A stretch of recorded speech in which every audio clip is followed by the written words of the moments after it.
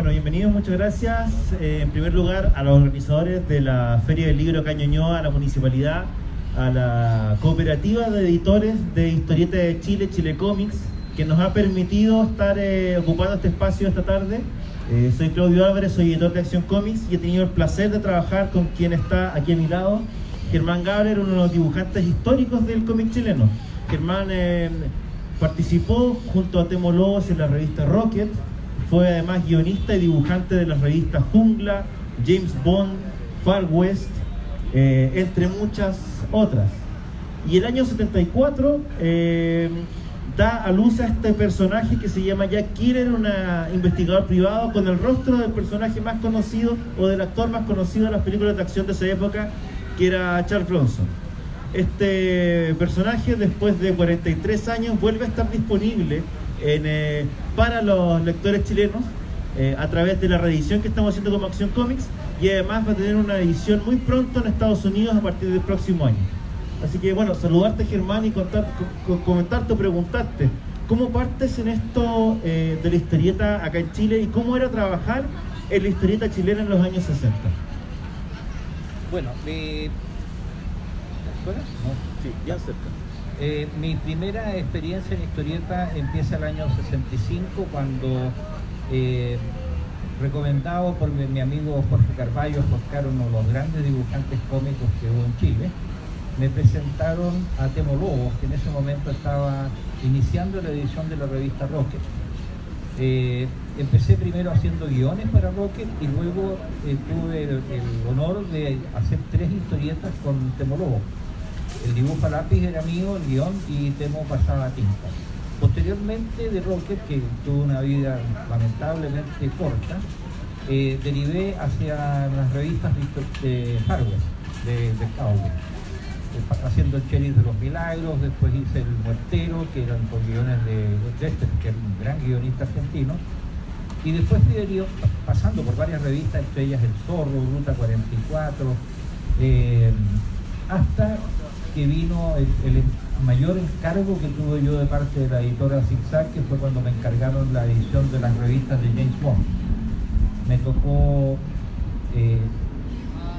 traducir 10 de las revistas de Ian Fleming, de las novelas que en ese momento estaban todavía en inglés, y después empezar a dibujar algunas de las historietas y hacer los guiones de los números hasta llegar al número 59, que marcó el fin de la revista. Esta era una revista que tenía un gran tiraje y no solamente se vendía en Chile, sino que en toda Latinoamérica.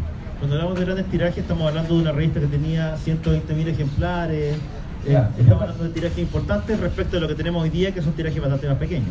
Claro, yo calculo que en Latinoamérica se deben haber vendido unos 300.000 ejemplares de James Bond, porque en Chile se vendía entre 90 y 100.000, pero se vendía también en Argentina, Perú, Paraguay, Brasil, hasta en Centroamérica.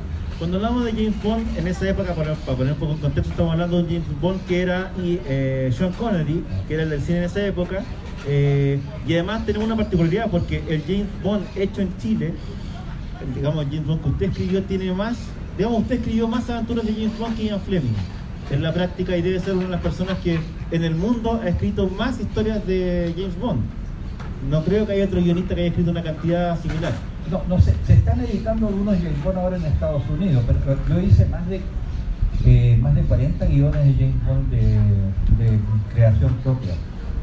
Que hecho en Chile, que hoy día a nivel internacional además son materia de atención y curiosidad para los coleccionistas de la saga James Bond.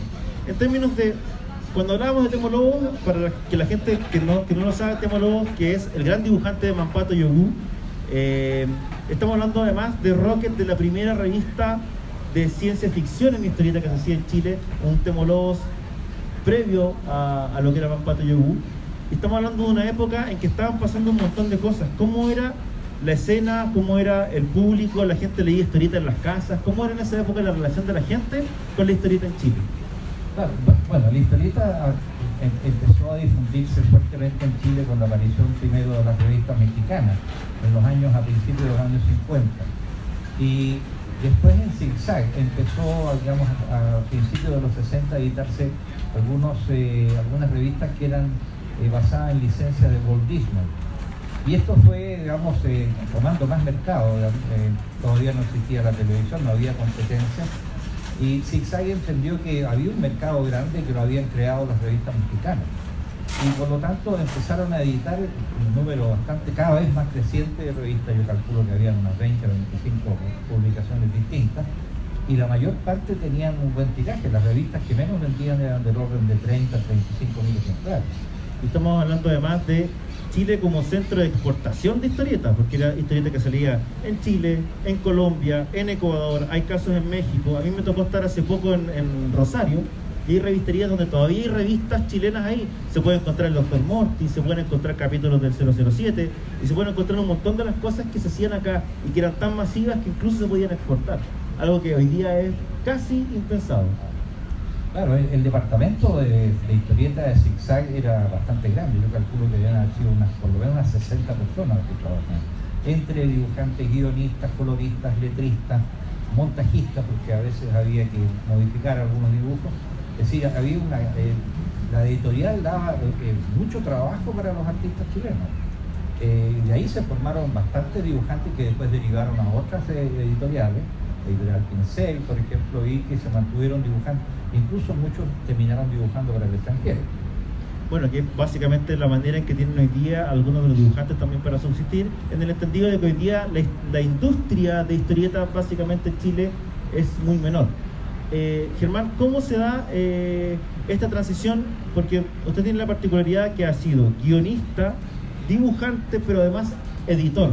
El año 74 usted decide retomar las aventuras de este agente secreto que había sido en un principio James Bond y que ahora muta a un personaje distinto, a un rostro distinto, a un look distinto, porque además pasamos de un look de los años 60 más pulcro a este look de los años 70 con este personaje que es Jack Killer, que podemos ver acá si que alcanzan a ver, que tiene ya la cara reconocible para la gente que tiene un poquito más de años, de Charles Bronson. ¿Cómo es la elección de Charles Bronson como personaje central de esta historieta y cuál fue la recepción de la gente en ese momento? Claro, bueno, en un principio cuando hacíamos James Bond usábamos la cara de Chuck Connery y obviamente eso tenía un efecto en las ventas porque era un actor muy conocido y además era el actor que estaba haciendo las películas de Chuck Connery. Después de retirarme yo de Zig-Zag y entrar a trabajar en el campo de la industria química, me quedó todavía ese deseo, ¿no es cierto?, de editar algo propio, no conectado con alguna de las editoriales grandes como Zig-Zag o Lord Cochrane, porque pensé que podía tener más libertad en el proceso creativo. Entonces, el año 74, con un socio, digamos que era un corredor de moto, Vincenzo Cacchino, iniciamos la preparación de esta revista. Estaba buscando, digamos, la cara. La idea era usar, bueno, algo similar a lo que había hecho yo con James Bond en cuanto a los guiones y las historias, y tenía que definir el personaje. Y en ese momento estaba muy en boga este actor Charles Bronson, a quien yo conocía porque en los años 50 había hecho mucho cine clase B, pero que se había destapado con una película en que hacía de un vengador, que se llamaba El Vengador Anónimo. Era un personaje muy recio, muy duro, gran película. Entonces dije, bueno, si me iba bien con la cara de Sean Connery en James Bond, puede que la gente acepte, digamos, la cara de Charles Bronson, que estaba en todos los diarios, en los afiches, y por eso hizo un personaje parecido a Charles Bronson, que calzaba un poco con la filosofía también del personaje, porque el personaje es un agente secreto, duro, digamos, despiadado, y muy valiente. Entonces, la imagen cuadraba más o menos con la personalidad de Bronson. Para definir un poco el personaje de Jack Killer, que es el protagonista de esta historieta, estamos hablando de un agente inglés que se hace cargo de los casos, de las misiones que nadie quiere o puede tomar, que responde a esta lógica de James Bond de pertenecer al servicio secreto de su majestad, pero que tiene ciertas licencias en el sentido de que es un poquito más duro probablemente que de lo que era el James Bond original. ¿De dónde nace esa necesidad de hacerlo un poquito más duro, de ir un poquito más allá? ¿Y cómo convive eso también con el hecho de no tener un jefe ahora? Porque ahora usted era el jefe de sus propias historias y definía, digamos, el carácter del personaje sin que nadie le dijera nada.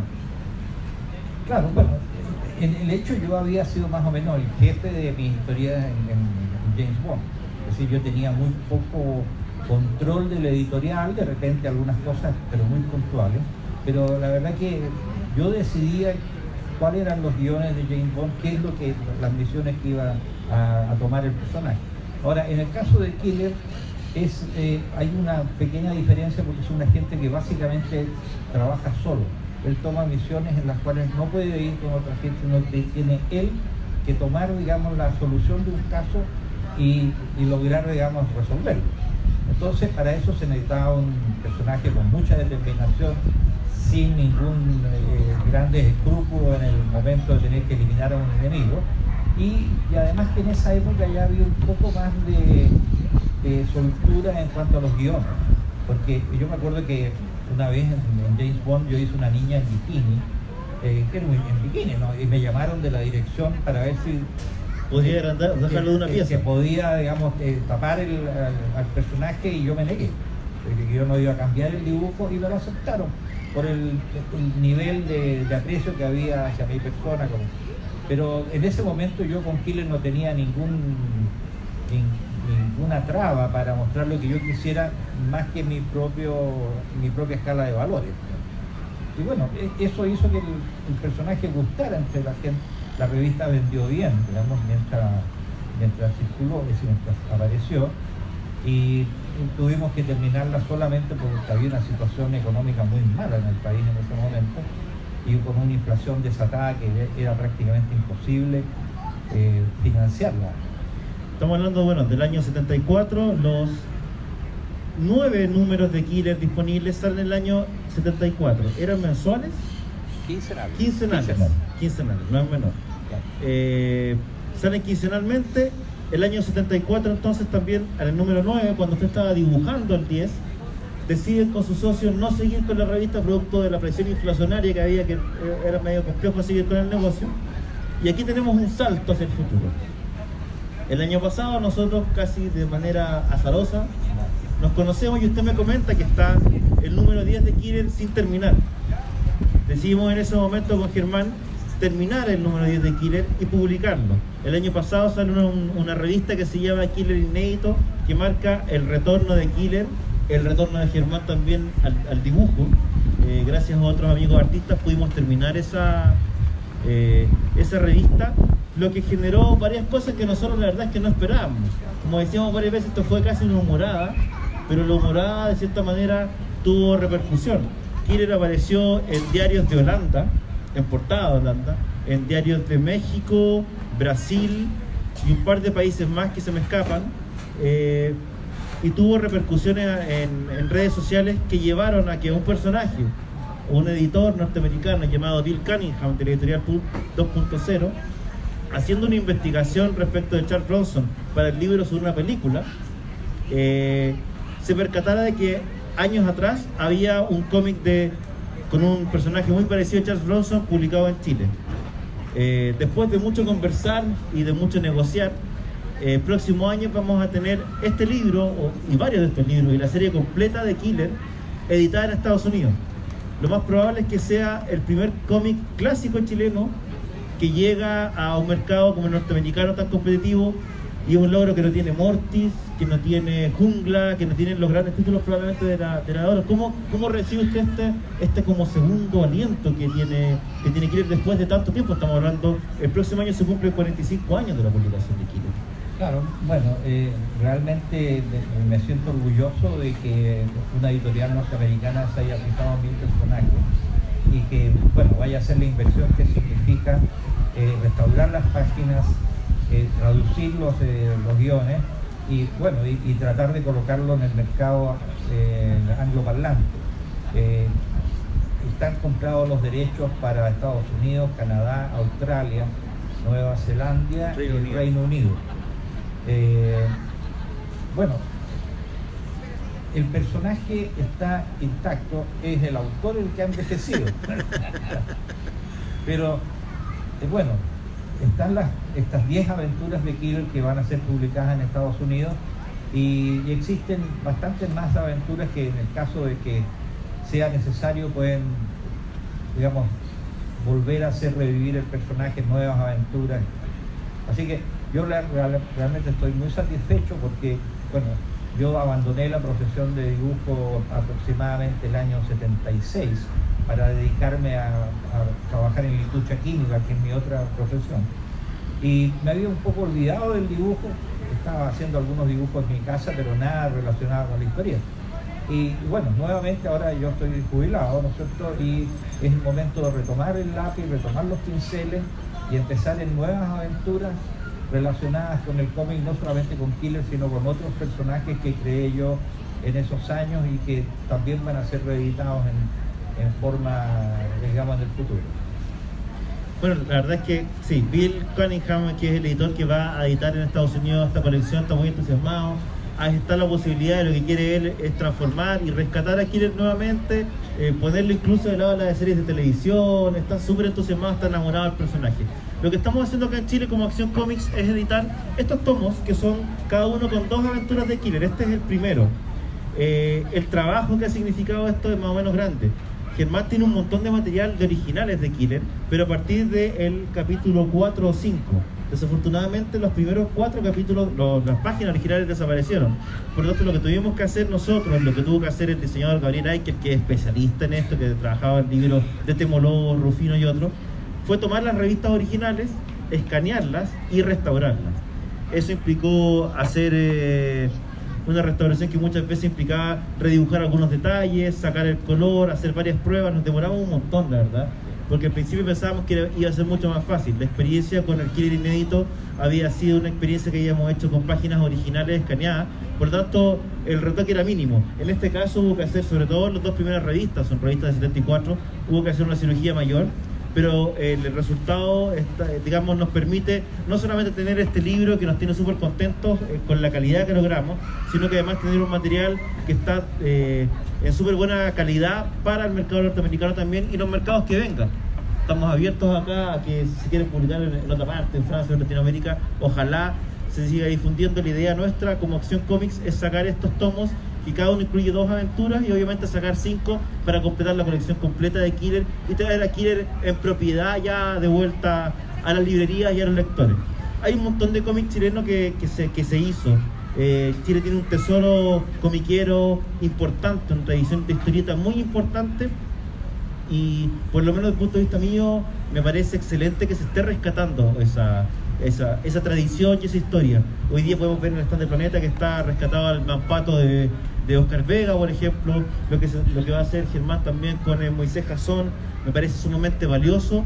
Y así como antes hizo Miguel Ferrada rescatando Mortis, me parece que es valioso que no nos olvidemos de lo que se hizo antes, porque hay un montón de historias por descubrir, hay un montón de historias por contar. No solamente las historias nuevas que estamos haciendo tanto en la editorial como en otras editoriales, sino también rescatar lo que ya tenemos, lo clásico, que tiene un valor, que es súper entretenido porque hay un tesoro que es chileno, que es nuestro y que vale la pena que las nuevas generaciones conozcan. ¿Cómo recibes tú, Germán, esta posibilidad de que la gente hoy día esté mirando también un poco más hacia atrás y rescatando lo que hicieron ustedes? Probablemente, lo hemos comentado varias veces, cuando ustedes trabajaban en Zigzag o cuando hacían su trabajo de historieta en la época de oro del cómic chileno, tenían poca referencia respecto de lo que opinaba la gente, porque la relación con el fan, como hoy día se da en convenciones, y eso prácticamente no existía. Claro, no había internet. Nunca supe yo que alguien haya mandado una carta a la editorial felicitando no solamente a mí, sino que a los otros dibujantes por las historietas. Es decir, no teníamos ningún feedback. El feedback que teníamos era si la revista vendía o no. Si vendía, quería decir, bueno, que el público la apreciaba, y realmente todas las revistas se vendían. A mí me tomaba por sorpresa he estado en varias ferias en el último tiempo, como se ha acercado alguna gente que leyó algunas de las cosas mías a felicitarme, y muy contentos de encontrarse, digamos, con la persona que ellos no conocían solamente una firma, digamos, de una persona prácticamente anónima, y que le había significado algunos momentos de entretención mientras leían las historietas que nosotros íbamos creando. Germán, 2 cosas acá. Tú tomas la cara de Charles Bronson para transformarlo en este detective durísimo que resuelve los casos que nadie puede resolver. Si tuvieras que elegir un actor de hoy, tuvieras en la misma situación de crear este detective duro que tiene que resolver, ¿a qué actor elegirías? Bueno, sí, unos 15 años atrás o 20 años atrás hoy he elegido a Bruce Willis. ¿Y hoy? La verdad que no... tal vez un actor inglés que acaba de, se llama, pero no me acuerdo el nombre, un actor, pero no, en este momento se me escapa el nombre. Y la- Tom Hardy. Tom Hardy, perfecto, no, bien, muy bien elegido. Gran actor, no muy, es decir, es conocido en Inglaterra. No, Tom Hardy es conocido, el actor que acaba de acaban de nombrar Sir. Perfecto. Bueno, Y es bien. un rudo. ¿Y qué te rudo. parece? ¿Y el James Bond no te hace clic como para Killer? No. ¿No te gusta el James No. Bond? Yo preferiría a Tom Hardy. Mira, muy buena elección. Y lo otro que quería preguntarte, ¿qué te gustaría que pasara con Killer? Así soñando, ¿cuál que sería lo máximo que puede pasar con el personaje? Que tuviera historietas nuevas, que llegara a ser una película, que llegara a ser una serie. Bueno, el ideal para mí sería que se hiciera alguna película de Killer. Bueno, me imagino que será no un cine, digamos, clase A o un blockbuster, pero una película bien hecha, aprovechando que hay un actor que es muy parecido a Charles Bronson. Que le mandamos un saludo, que se llama Robert Bronson, que ya nos han contactado desde el extranjero, un actor que está haciendo películas de clase B de acción, que es igual a Charles Bronson. Algunos dicen que bueno, que Pedro Pascal se parece mucho también. Pedro Pascal, ¿sí? Pedro Pascal, sí. Había un Charles Sí, Bronson chileno. así es. Bueno, yo no sé si alguien quiere preguntar algo, aprovechando que está Germán acá, yo dejo abierto la palabra por si alguien quiere hacer alguna consulta. Si no, de todas maneras, como está en el stand de Chile Comics allá, firmando el nuevo libro de Killer, y además viene con una lámina autografía por Germán que es exclusiva. Ahí el señor de la primera fila. Sí. Palo Blanco. Nosotros te escuchamos, amigo Palo Blanco. Dos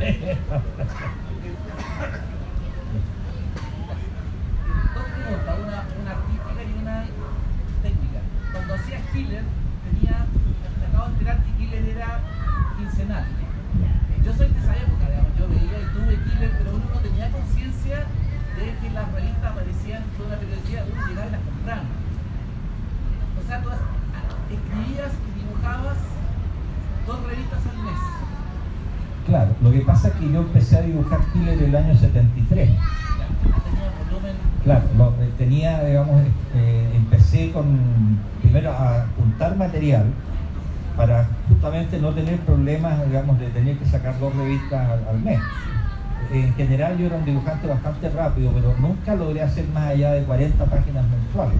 Y aquí tenían que ser 64 páginas. Pero en una etapa de Killer yo trabajé con otro dibujante que era José Orellana. Entonces yo hacía un lápiz bien trabajado, bien definido, y él pasaba la tinta, porque de otra forma era imposible sacar la revista. La pregunta hiciste 10 guiones, ¿cuántos? 10 guiones de Killer. ¿Y cuántos de James Bond? 40. 40 guiones de James Bond. Es decir, eran 59 y eran 13 novelas, 46 guiones. ¿Cuál es el proceso para hacer toda esa historia? Porque hay que construir una historia, la cosa tiene que ser interesante, ¿no es cierto? ¿Cuál es el proceso para sentarse y escribir un guión y que la cosa resulte? Bueno, yo desde chico, primero debo haber leído miles de revistas de cómics, debo haber visto miles de películas y leí miles de novelas, pero miles, no estoy hablando de 200, 300 novelas. Por ejemplo, me leí la colección completa de Emilio Salgari, 80 tomos.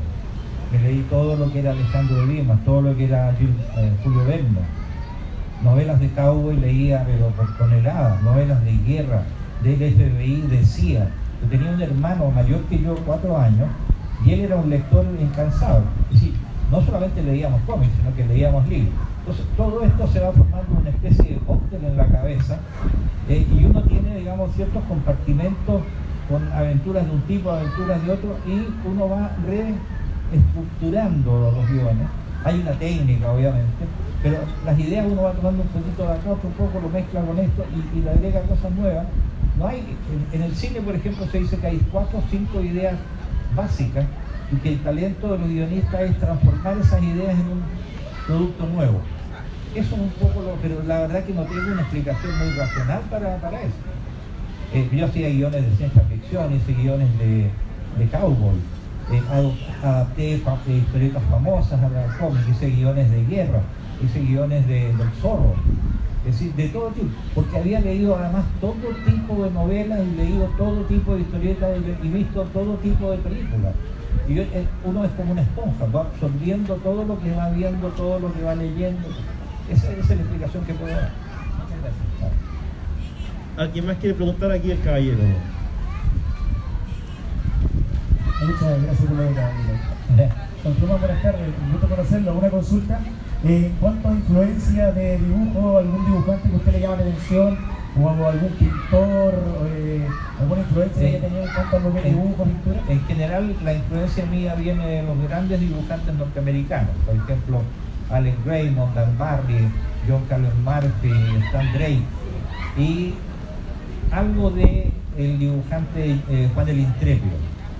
El dibujo nuestro es más bien realista. Hoy día el dibujo ha cambiado, el dibujo de historieta es un dibujo más económico en cuanto a trazo, de buena calidad también, porque lo apoya mucho el color. En esa época nosotros no teníamos mucho apoyo de color, y además la mayor parte de los dibujantes norteamericanos dibujaban para los diarios en blanco y negro.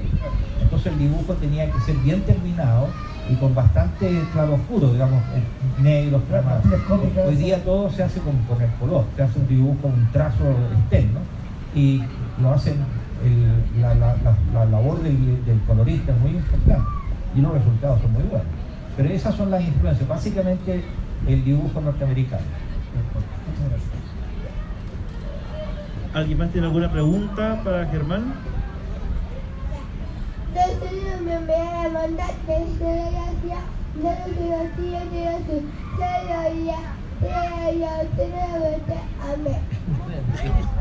Muchas gracias.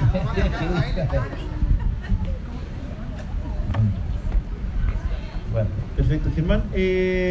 Bueno, vamos a ir cerrando ya. Le agradecemos a todos por supuesto que nos estén acompañando acá en el lanzamiento. Para ir cerrando, ¿vas a estar en enero también en una feria en Las Condes? Sí, vamos a estar en la feria en Las Condes los primeros 3 fines de semana de enero, viernes, sábado y domingo, en el Instituto Cultural de Las Condes, frente al Estadio Italiano. Ahí vamos a estar presentando, bueno, Killer, vamos a reeditar Los Cuatro de la Alborada, que es una historieta que es bastante apreciada, digamos, por un público determinado que apareció en la revista Manpato.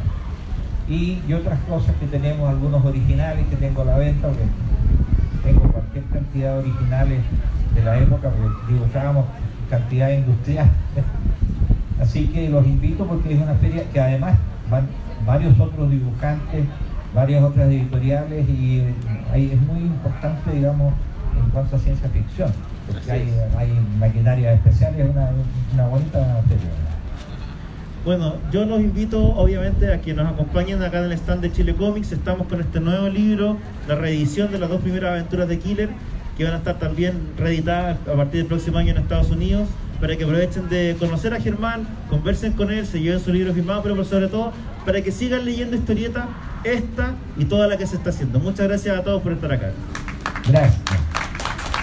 Un fuerte aplauso para despedir la presentación Killer, el regreso del cómic chileno.